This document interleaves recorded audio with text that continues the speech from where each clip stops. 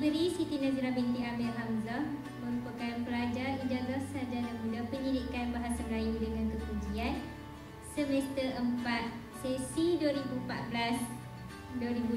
Saya berumur 22 tahun, dilahirkan pada 21 Oktober 1993 dan berasal dari Kedah. Matlamat hidup saya ialah gagal sekali bukan bermakna gagal selamanya.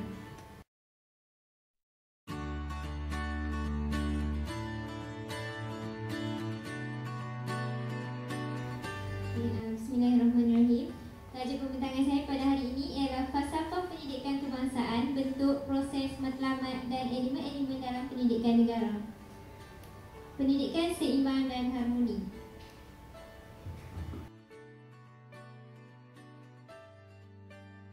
Objektif kajian. Yang pertama iaitu mengenal pasti isu yang menyebabkan pelajar tidak mencapai pendidikan seimbang dan harmoni. Yang kedua, membincangkan perkara yang menyebabkan pelajar tidak mencapai pendidikan yang seimbang dan harmoni. Manakala yang ketiga pula ialah mengenal pasti langkah yang boleh diambil untuk mengatasi isu ini.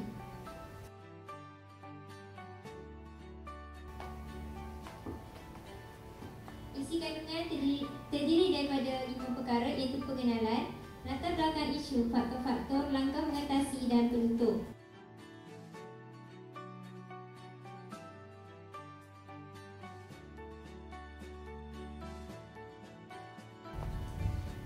Pengenalan. Berteraskan penyataan falsafah pendidikan kebangsaan. Kurikulum sekolah di Malaysia adalah bertujuan untuk memperkembangkan potensi individu secara menyeluruh dan bersepadu daripada aspek intelek, rohani, emosi dan jasmani. Untuk mencapai matlamat ini, falsafah pendidikan kebangsaan telah dijadikan garis panduan untuk memperbaiki serta memantapkan sistem pendidikan di negara kita. Dalam mencapai usaha ini, pendidikan seimbang dan harmoni telah dijadikan elemen penting dalam falsafah pendidikan kebangsaan. Falsafah pendidikan kebangsaan ialah pendidikan di Malaysia adalah satu usaha berterusan ke arah memperkembangkan lagi potensi individu secara menyeluruh dan bersepadu untuk mewujudkan insan yang seimbang dan harmonis dari segi intelek, rohani, emosi dan jasmani. Usaha ini adalah bagi melahirkan rakyat Malaysia yang berilmu pengetahuan, berakhlak mulia, bertanggungjawab, berketerampilan dan berkeupayaan, mencapai kesejahteraan diri serta memberi sumbangan terhadap keharmonian dan kemakmuran keluarga, masyarakat dan negara. Falsafah pendidikan yang menjadi panduan bagi semua aktiviti pendidikan di Malaysia dikenali sebagai FPK, iaitu falsafah pendidikan kebangsaan. Dengan adanya FPK, maka sistem pendidikan negara sebenarnya menganjakkan diri ke kedudukan terhadapan dengan mengungkapkan secara jelas prinsip dan nilai asas yang mendasari dan membentuk sistem pendidikan Malaysia daripada peringkat yang paling rendah hingga kepada peringkat tinggi iaitu universiti. FPK menjelaskan tujuan dan matlamat pendidikan untuk individu dan negara. Kedua-dua tujuan selaras iaitu untuk melahirkan insan yang berilmu, berakhlak mulia dan bertanggungjawab yang juga akan menjadi seorang warga negara yang baik. Pendidikan merupakan proses asas dan utama untuk pembinaan insan yang baik, seimbang dan bersepadu yang secara langsung merupakan saluran utama dan yang paling penting untuk menjayakan hasrat dan cita-cita negara. Salah satu yang terkandung dalam FPK adalah falsafah tentang manusia yang berasaskan kepercayaan kepada Tuhan dan agama. Matlamat pendidikan adalah untuk membangunkan semua aspek diri manusia secara harmonis dan seimbang supaya kesepaduan fitrah diri manusia terpelihara. Berilmu dan pendidikan harus menghasilkan budi pekerti yang baik dan akhlak yang mulia yang sekaligus menjadi ciri-ciri asas seorang ahli masyarakat, keluarga dan warga negara yang baik dan terdidik.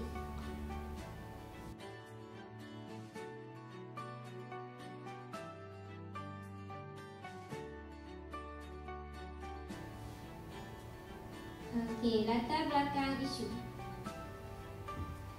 Pendidikan seimbang dan harmoni dapat melahirkan pelajar yang berwawasan tinggi dan berkualiti tinggi. Isu Isu yang dapat dikupas dari pendidikan jenis ini ialah masalah yang menyebabkan pelajar tidak mencapai pendidikan seimbang dan harmoni. Masalah gejala sosial yang berlaku dalam kalangan pelajar hari ini adalah kerana pelajar tidak mencapai pendidikan yang seimbang dan harmoni. Masalah sosial dalam kalangan pelajar pada masa kini semakin berleluasa.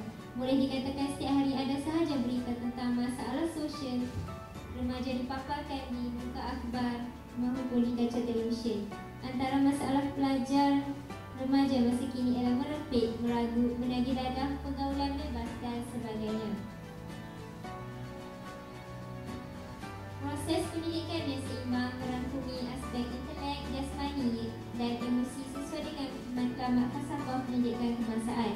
Di samping itu, pendidikan seimbang dan harmoni dapat membantu dalam pembinaan akhlak yang mulia, berani, hormat menghormati dan memperkembangkan potensi diri hingga ke peringkat optimum bagi menjadikan mereka rakyat yang berguna kepada masyarakat dan negara. Faktor-faktor yang menyebabkan isu gejala sosial ini berlaku dalam kalangan pelajar antaranya ialah pengaruh rakan sebaya, pengaruh media massa, masalah keluarga, perasaan ingin mencuba dan kurangnya didikan agama.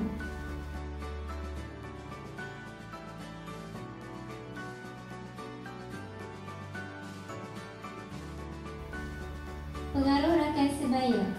Pelajar tersalah pilih kawan dan terjerumus dalam masalah sosial iaitu dengan melakukan aktiviti yang tidak berfaedah dan memudaratkan diri dan tidak ada maintain ketahanan diri yang dapat menjadikan mereka boleh menjadikan mereka mudah untuk dipengaruhi. Faktor yang kedua ialah pengaruh media massa. Media cetak atau media elektronik yang memaparkan filem-filem atau cerita-cerita ganas dan berunsur seks. Filem dan bahan tidak bermoral ini boleh didapati dengan mudah melalui media-media sosial. Manakala faktor yang ketiga ialah masalah keluarga. Tengkaran ibu bapa, kurangnya kasih sayang, bebanan tugas menjadikan pelajar tertekan dan emosi mereka terganggu. Mereka mula mengambil jalan keluar dengan lari dari rumah, mengikut kawan-kawan, mengambil dadah dan sebagainya. Hal ini dilakukan untuk meredakan tekanan dalam diri. Seterusnya ialah perasaan ingin mencuba. Jiwa remaja dalam diri pelajar yang penuh dengan emosi sangat suka kepada sesuatu yang baru. Seterusnya ialah perasaan ingin mencuba. Jiwa remaja dalam diri pelajar yang penuh dengan emosi sangat suka kepada sesuatu yang baru. Apabila melihat rakan dapat melakukan aksi dan membuat sesuatu yang menyeronokkan, mereka akan terikut-ikut. Contohnya, merempit, hubungan seks dan sebagainya.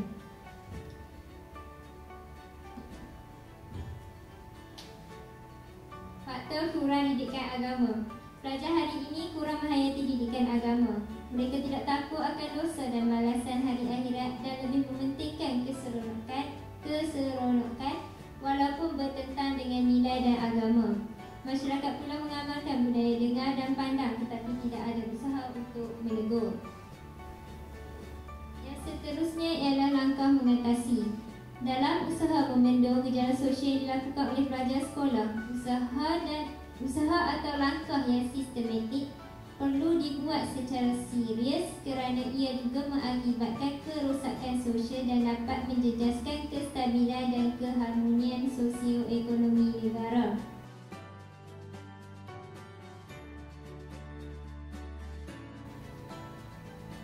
Kesungguhan kerajaan dalam menangani gejala sosial ini merupakan satu usaha positif untuk mengawal tingkah laku pelajar. Antara langkah yang boleh diambil antaranya ialah melaksanakan program seperti seminar, bengkel, diskusi dan sebagainya. Selain itu, langkah yang dapat dilaksanakan ialah memberi didikan dan moral yang secukupnya. Memberi didikan agama dan moral yang secukupnya dapat mempertahankan diri pelajar daripada pelbagai pengaruh. Mereka akan berasa bersalah melakukan perkara yang bertentangan dengan nilai-nilai agama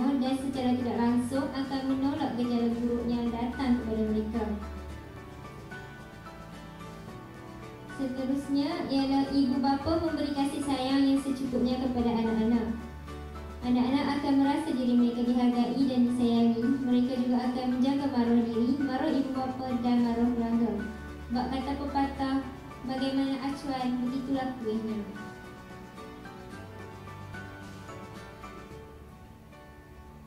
Penguasaan oleh pihak berkuasa.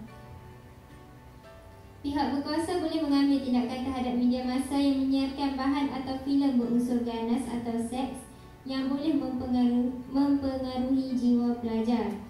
Garis panduan yang lebih telus dan jelas digubal untuk memastikan tiada filem atau bahan yang boleh merosakkan jiwa pelajar. Seterusnya ialah menggubal dan meminda undang-undang.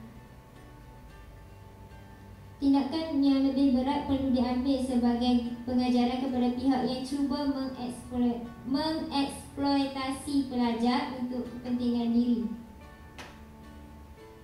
Tindakan yang sewajarnya perlu dikenakan kepada pelajar yang terlibat sebagai pengajaran kepada rakan-rakan yang lain. Yang terakhir ialah mengadakan kempen kesedaran untuk pelajar. Kempen ini dilaksanakan untuk mengingatkan pelajar tentang impak negatif atau kemudaratan yang akan mereka perolehi jika terlibat dengan masalah sosial seperti penyakit, kecederaan dan kemusnahan hidup.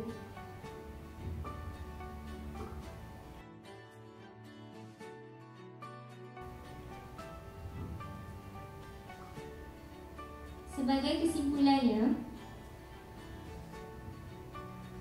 pendidikan yang seimbang dan harmoni merupakan satu elemen yang penting untuk diterapkan dalam apa jua pembelajaran.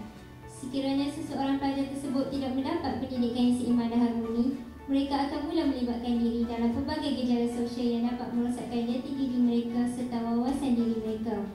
Justru itu, sebagai rakyat Malaysia yang prihatin, perlulah kita untuk sentiasa mengambil berat akan pendidikan yang diperolehi supaya ianya seimbang dan harmoni dari semua aspek, iaitu aspek rohani, jasmani, emosi dan intelek. Pelajar yang seimbang dari semua aspek ini akan melahirkan bangsa yang berjaya dan berwawasan tinggi.